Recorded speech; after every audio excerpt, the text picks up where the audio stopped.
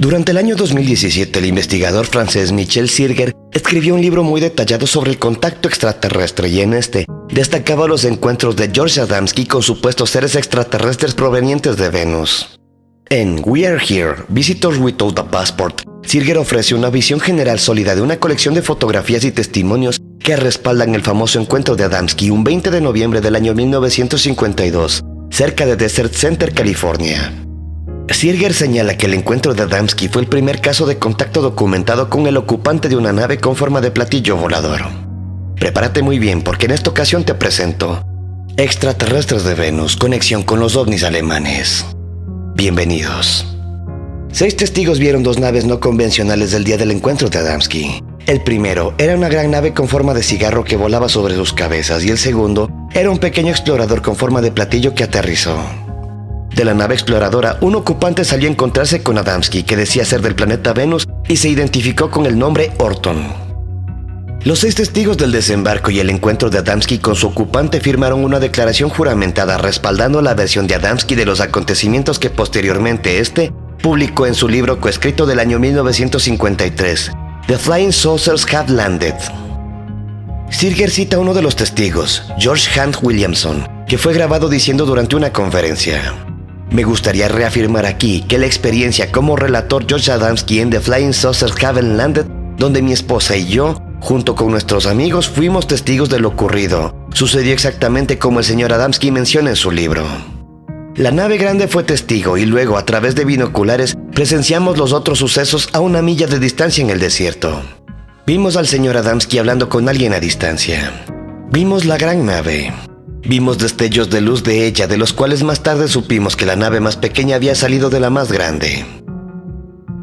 A pesar de la evidencia, el encuentro de Adamski en el año 1952 fue ampliamente desacreditado. Sirger analiza la sorprendente medida en que las pruebas y testimonios que respaldan el famoso aterrizaje en el Desert Center de Adamski fueron descartados, ridiculizados o distorsionados por los principales científicos de la época como Donald Menzel, Jacques Vallée y Carl Sagan. La mayoría de los investigadores del fenómeno ovni desde entonces han descartado a Adamski y lo han denominado un embaucador, a pesar de la convincente evidencia que sugiere lo contrario. De hecho, las fotos de Adamski de platillos voladores y naves con forma de cigarro que datan de 1950 nunca han demostrado ser una falsificación. Adamski creía que el ser que emergió de la nave exploradora extraterrestre en 1952 provenía de Venus. Sirger discute la viabilidad de la creencia de Adamski dados los datos científicos que posteriormente emergieron, mostrando que la superficie del planeta Venus es inhabitable debido a las altas temperaturas y a la presión aplastante atmosférica, 92 veces más fuerte que la Tierra. Sirger analiza una serie de posibilidades sobre cómo los extraterrestres podían habitar Venus. Sugiere que la NASA puede estar mintiendo sobre las terribles condiciones en la superficie de Venus. Otra posibilidad es que los extraterrestres simplemente tengan una base allí y vengan de otra parte de la galaxia. Sin embargo, otra posibilidad es que los extraterrestres vivan en las regiones subterráneas de Venus, como lo han hecho posible las recientes investigaciones científicas. Cita al astrobiólogo Shane McMahon, quien dirigió un equipo científico de la Universidad de Aberdeen, que afirmó que la vida podría evolucionar dentro del interior de un planeta lejos de una superficie inhóspita. Las superficies de planetas rocosos y lunas que conocemos no se parecen en nada a la Tierra. Por lo general son frías y estériles, sin atmósfera o con una atmósfera muy delgada o incluso corrosiva. Es así que bajo la superficie de un planeta se tendría la protección de una gran cantidad de condiciones desagradables en la superficie. Entonces la zona habitable subsuperficial puede llegar a ser muy importante. La Tierra podría ser inusual en cuanto a que tiene vida en la superficie. Sirger también parece favorecer la explicación de la New Age, de que una civilización altamente evolucionada que ascendió a otro plano dimensional existe hoy bajo la superficie de Venus. Él sugiere que en la superficie de Venus hoy en día pueden haber pocos vestigios raros de una antigua civilización que una vez prosperó en la superficie. Sirger cita una gama de textos y fuentes esotéricas que respaldan la idea de que existe una civilización avanzada en Venus, pero oculta de los telescopios modernos y las ondas planetarias enviadas por diferentes agencias espaciales nacionales. Como un ejemplo se toma referencia el libro de 1899, A Dweller of Two Planets. Ningún telescopio revelará jamás la vida en Venus. No es que no esté allí, pero sus formas son de una sustancia efectuada por un rango de fuerza que los hace imperceptibles para los ojos terrenales. Ha habido una cantidad de contactados que afirman haberse encontrado con venusinos del interior del planeta lejos de los telescopios y las ondas espaciales. Estos incluyen al Dr. Frank Stranges, autor del libro Stranger at the Pentagon. Más recientemente, Corey Wood afirma que fue llevado hasta el planeta Venus, donde vio algunas de las estructuras más antiguas que él llama tecnologías de una raza de constructores en la superficie venusina. Nos dirigimos hacia Venus a un ritmo súper alto de velocidad, perforando a través de las gruesas nubes. Apenas pude percibir el color amarillento. Pasábamos a través de las nubes muy rápido. Y luego nos detuvimos a unos 1000 pies, unos 305 metros sobre el piso. Yo estaba mirando a mi alrededor y vi este terreno que parecía haber sido erosionado por mucho viento y lluvia. Algo así como lo que verías en la Tierra. Parecía que solían ser montañas que se habían ido erosionando y se veían casi como personas. Parecía casi tallado por una mano inteligente. Entonces noté eso, pero de repente el techo y el piso de la nave en la que nos transportábamos se volvieron transparentes. Fue entonces que al mirar hacia abajo pude divisar un gigantesco edificio con forma de H dentro de un cráter en Venus. Esta historia tendría un paralelismo con la supuesta visita a Venus por parte del contactado boliviano Luis Fernando Mostajo, quien dice que ingresó en un área fértil de Venus protegida por un escudo de energía. Fernando y otros relatos de visitas a Venus sí apoyan la existencia de una civilización antigua, que una vez habitó su superficie y que existen áreas subterráneas actualmente sosteniendo la vida allí. Las explicaciones que existen sobre la afirmación de que Orton provenía del planeta Venus a pesar de sus inhóspitas condiciones superficiales es muy variada e informativa. Sin embargo, hay otra posibilidad que plantea Sirger que puede ofrecer una forma más precisa de ver el encuentro de Adamski en 1952.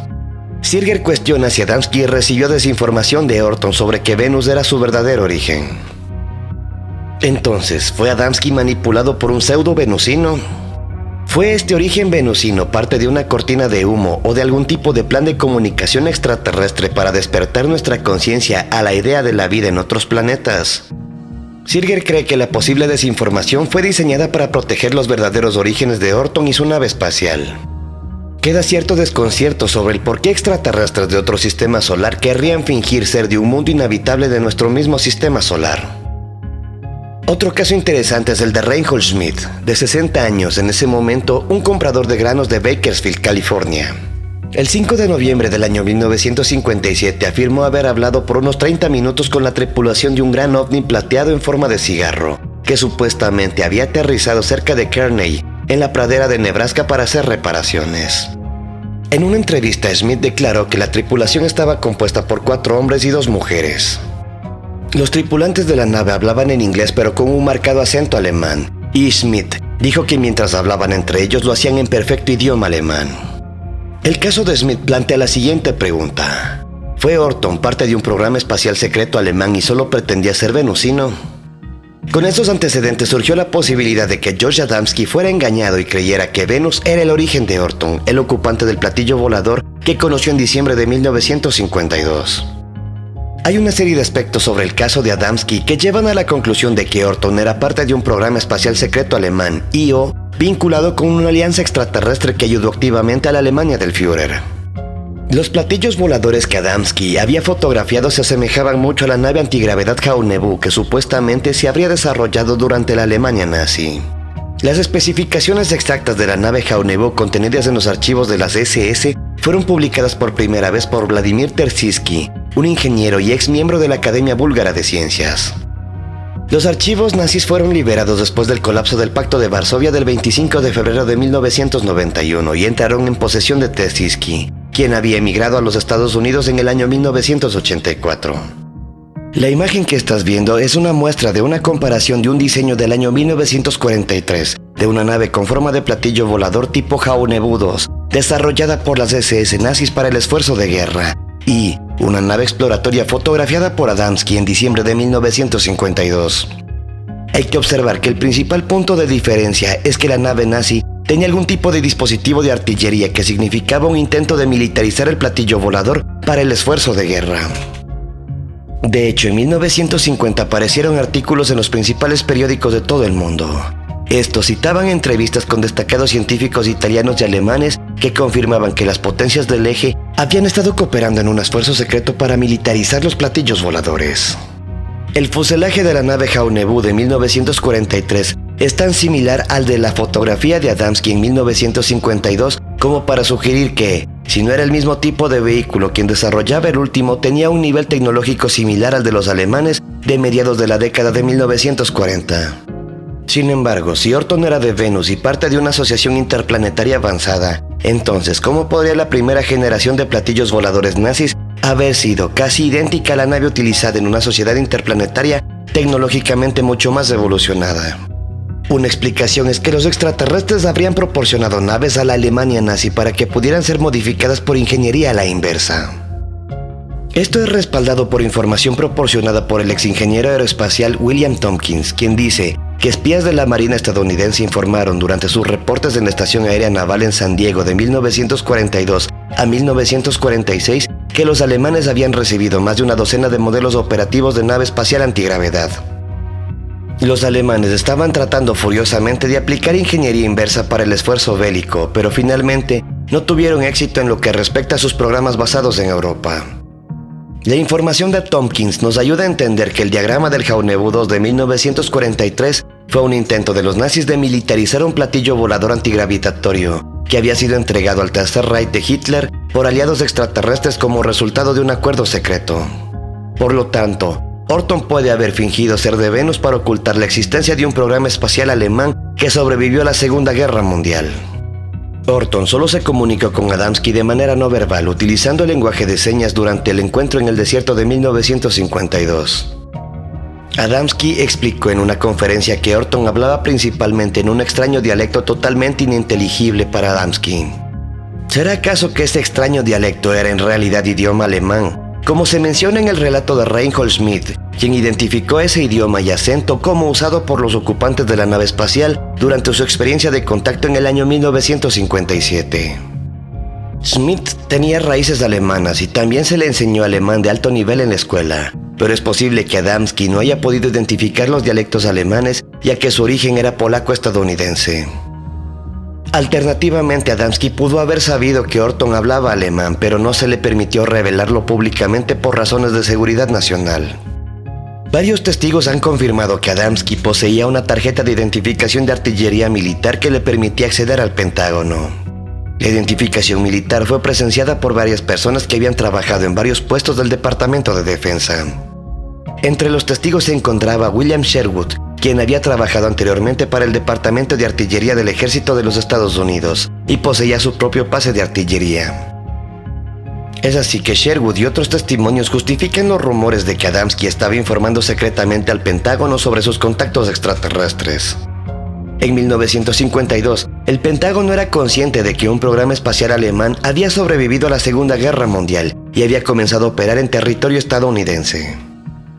Altos funcionarios del Pentágono querían que esto se mantuviera en secreto. En consecuencia, es muy posible que le dijeran a Adamski que no diera el dato de que Orton hablaba alemán, para evitar que el público descubriera la verdad. La posibilidad de que Orton fuera parte de un programa espacial secreto alemán con sede en la Antártida que operaba en territorio estadounidense se ve reforzada por los acontecimientos que condujeron el avistamiento de ovnis sobre Washington en el año 1952. Esto ocurrió solo unos meses antes del encuentro de Adamski con Orton. Con los datos mencionados hasta ahora, es muy probable que el Pentágono ordenara a George Adamski retener elementos importantes de su supuesto contacto extraterrestre en 1952, ya que sugería la existencia de un programa espacial secreto alemán en la Antártida. Entender por qué se le había ordenado a Adamski hacerlo requiere comprender los elementos que ocurrieron solo 5 años antes en la Antártida.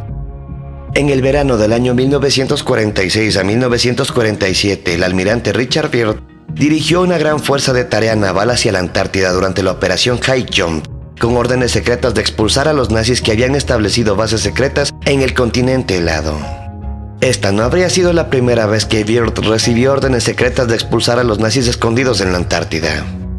7 años antes, a mediados del año 1939, el presidente Franklin Roosevelt habría ordenado a Byrd que dirigiera una expedición naval a la Antártida para determinar si las bases nazis existentes allí violaban la doctrina de Monroe.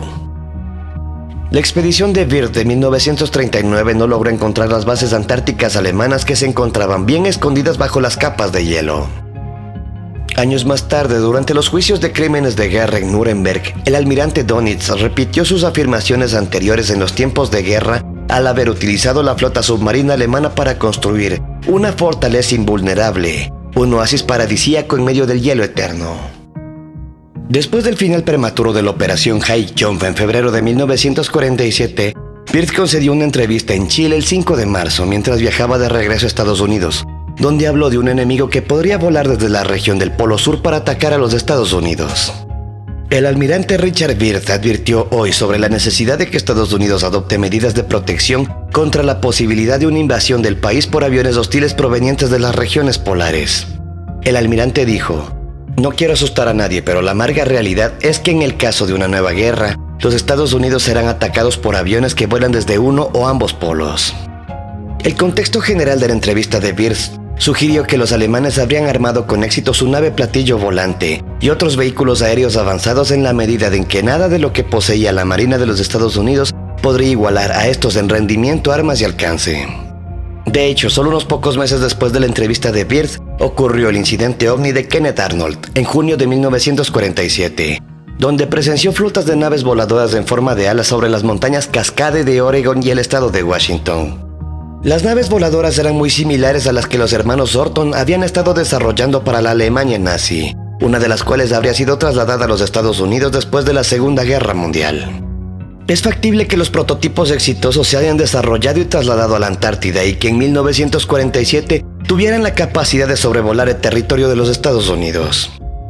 Por lo tanto, la advertencia del almirante Wirth habría demostrado ser profética en la medida en que los alemanes con su base en la Antártida tenían la capacidad para elaborar máquinas voladoras y de sobrevolar el territorio estadounidense con impunidad. Por lo tanto, con el posterior aumento de los avistamientos de ovnis después del incidente de Arnold, se puede concluir que algunos, si no es que muchos de ellos, podrían estar conectados al programa espacial alemán fuera de la Antártida. En 2 fines de semana sucesivos, en julio de 1952, oleadas de ovnis volaron sobre Washington, D.C. Decenas de miles de testigos presenciaron los sobrevuelos que fueron fotografiados, vistos en el radar y avistados por pilotos militares. Los avistamientos fueron tan dramáticos que la Fuerza Aérea de los Estados Unidos dio una conferencia de prensa para descartarlo como una anomalía climática de inversión de temperatura. En este punto cabe destacar la siguiente cuestión: ¿serían de hecho estas naves platillos voladores alemanes? 3 informantes fueron familiarizados con los orígenes alemanes de estas naves: William Tompkins, un ex ingeniero aeroespacial; Clark McClellan, un ex operador de naves espaciales de la NASA; y Corey Goode, un ex participante de un programa espacial de la Marina estadounidense, y ellos dijeron lo mismo. Se les había informado o se habían enterado de que se trataba de una nave espacial alemana antigravedad, la que habría sobrevolado Washington D.C. en el año 1952. Esto plantea una gran posibilidad de que existiera una conexión directa entre el encuentro del año 1952 de Adamski y el programa espacial alemán, que habría iniciado sobrevuelos sobre el territorio de Estados Unidos, como se sugirió en el incidente de Arnold de julio de 1947 y la advertencia de Wirth en marzo de 1947. La idea de que algunos de los ovnis avistados en territorio estadounidense formaran parte de un programa espacial alemán secreto se ve reforzada por 2 incidentes adicionales de aterrizaje ovni durante la década del 50, el mismo periodo en el que Adamski dijo que tuvo las experiencias de contacto venusinas. El 7 de enero del año 1956, Willard Wannall, sargento mayor del ejército de los Estados Unidos en ese momento, dijo que vio un platillo volador en una zona apartada de Kaimuki, cerca de Honolulu, Hawái. Fue interrogado por los oficiales del ejército de los Estados Unidos y la Fuerza Aérea en Fort Schaffer, donde estaba destinado, y escribió un informe de 32 páginas sobre el incidente a su comandante. Si bien la breve descripción del incidente de Wannall se mencionó en los informes de avistamientos de ovnis en su momento, su informe detallado sobre el mismo nunca ha sido publicado. Después de retirarse del ejército, escribió un libro sobre el incidente en el año 1967, donde describió cómo todavía estaba bajo las órdenes de seguridad nacional para no divulgar detalles claves sobre este incidente.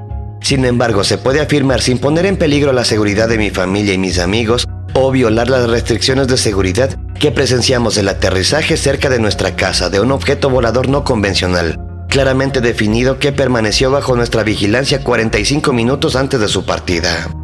Además de mí, habían otras 6 personas responsables y muy respetadas presentes que vieron los detalles de este avistamiento alternativamente con y sin la ayuda de binoculares de alta potencia. Décadas más tarde, un reportero del Maui UFO Report pudo entrevistar a Wanal antes de su fallecimiento en el año 2000, y el público pudo aprender por primera vez algunos de los detalles clave de este incidente. Pudimos observar una nave en forma de campana, plateada, abovedada y con orificios que aterrizó en las colinas densamente arboladas detrás de Honolulu. Cuando el sargento Wanal se acercó, se abrió una escotilla. Notó la esvástica y la cruz de hierro nazi tanto en el ovni como en el uniforme del ocupante. El piloto del platillo habló con acento alemán y vestía un uniforme nazi. El sargento Wanal nos dijo que nazis que habrían escapado tenían en su posesión platillos voladores. Estos habrían huido a Sudamérica y a bases subterráneas secretas debajo del hielo de la Antártida poco después de la rendición alemana en la Segunda Guerra Mundial. La descripción de Wanal de la nave coincide estrechamente con lo que Adamski habría fotografiado y presenciado en el año 1952 y la nave Haunebu 2 que habría sido secretamente desarrollada por la Alemania nazi. Ahora es comprensible por qué el informe de 32 páginas de Wanal sobre el incidente de 1956 nunca fue divulgado públicamente bajo el proyecto Libro Azul, ya que mostraba que un programa espacial secreto alemán estaba sobrevolando activamente y aterrizando en todos los territorios de Estados Unidos, incluidas las islas hawaianas. El hecho de que el piloto hablara con acento alemán, vistiera un uniforme nazi y pudiera aterrizar cerca de una base militar estadounidense como es Fort Schaffer, muestra que los ocupantes no tenían miedo de recibir disparos. Esto sugirió que tal vez se llegó a algún tipo de acuerdo con las autoridades militares de Estados Unidos para que naves espaciales alemanas se encuentren sobrevolando y aterrizando en territorio estadounidense. Esto finalmente nos lleva al incidente de Reinhold Schmidt, mencionado al principio del video. Schmidt describió una reunión con los ocupantes de un platillo volador que aterrizó el 5 de noviembre de 1957 cerca de Kearney, Nebraska. Hablaban en inglés con acento alemán y usaban alto alemán moderno cuando se comunicaban entre ellos. En su libro Borde del Mañana, Schmidt describe: "Pensé que tal vez podrían haber venido de Rusia y que estaban tripulados por un equipo de científicos alemanes obteniendo datos sobre el primer Sputnik ruso que se había lanzado una semana antes". Luego de ser más tarde contactado por uno de los ocupantes, Schmidt tuvo menos encuentros y cambió de opinión sobre los orígenes de la nave. Ahora se refería a los ocupantes de la nave como extraterrestres de Saturno. Al igual que Adamski, Schmidt pudo haber sido engañado por los ocupantes de la nave para creer que eran extraterrestres a pesar de las obvias señales de que eran parte de un programa espacial secreto alemán que operaba mucho antes del final de la Segunda Guerra Mundial. Al igual que ocurrió con Adamski, Schmidt también fue presionado por las autoridades de seguridad nacional para eliminar cualquier referencia pública a que los ocupantes de la nave espacial fuesen astronautas alemanes. Esta última explicación se encuentra respaldada por el desconcertante tratamiento que Schmidt recibió por parte de las autoridades locales después de informar su contacto inicial en 1957. Schmidt fue misteriosamente encarcelado sin cargos durante 2 días y luego ingresó a una institución psiquiátrica en Hastings, Nebraska. Todo esto se hizo sin que se le permitiera representación legal. Finalmente fue liberado después de la intervención de su familia y su empleador. La fuerte presión ejercida sobre Schmidt para cambiar su historia luego de la intervención de 2 oficiales de la Fuerza Aérea de los Estados Unidos sugiere claramente que elementos clave de la misma amenazaron la seguridad nacional. De hecho, su liberación de la custodia probablemente se debió a que él acordó cambiar los elementos clave de su historia. Se minimizó cualquier referencia al origen alemán de la nave y en su lugar se enfatizaron las referencias a extraterrestres de Venus, Saturno u otros planetas. Al parecer, el caso del contacto de George Adamski, así como los casos de Wanal y Schmidt, eran casos muy probables de ciudadanos estadounidenses que interactuaron con miembros de un programa espacial alemán que operaba desde la Antártida. Tanto los ocupantes de la nave Platillo como el ejército estadounidense ocultaron la conexión alemana y alentaron la hipótesis extraterrestre para explicar su origen. Pero esto no quiere decir que todos los presuntos casos de contacto extraterrestre realmente involucren la interacción pública con miembros de un programa espacial secreto alemán operando desde la Antártida. El Departamento de Seguridad Nacional de Estados Unidos alentó el descrédito de contactos como Adamski y Schmidt y muchos otros, no porque temieran que el público aprendiera sobre las visitas extraterrestres, sino porque temían que el público descubriera la verdad sobre la colonia alemana separatista en la Antártida. Los estados-nación más poderosos de la época, Estados Unidos, Gran Bretaña, Francia y la Unión Soviética, no querían que sus ciudadanos aprendieran que no solo un remanente de la Alemania nazi sobrevivió a la Segunda Guerra Mundial, sino que sus logros tecnológicos en tecnologías aeroespaciales avanzadas se habían vuelto tan dominantes que las antiguas potencias aliadas no tenían nada con qué coincidir. Se esperaba que los acuerdos secretos, la infiltración de las instalaciones antárticas alemanas y el engaño serían las herramientas para cerrar la brecha tecnológica. Mientras tanto, la verdad sobre la conexión alemana sería suprimida con los encuentros de los hermanos del espacio que Adamski, Schmidt, Wanal y muchos otros comenzaron a tener en la década de 1950. ¿Y tú, qué opinas al respecto? Con estos datos, como siempre, te invito a que profundices en este tema y a que saques tus propias conclusiones. Por favor, no dejes de compartirlas conmigo en la caja de comentarios. Soy André Luis y te dejo mi más venusino saludo. Hasta el siguiente video.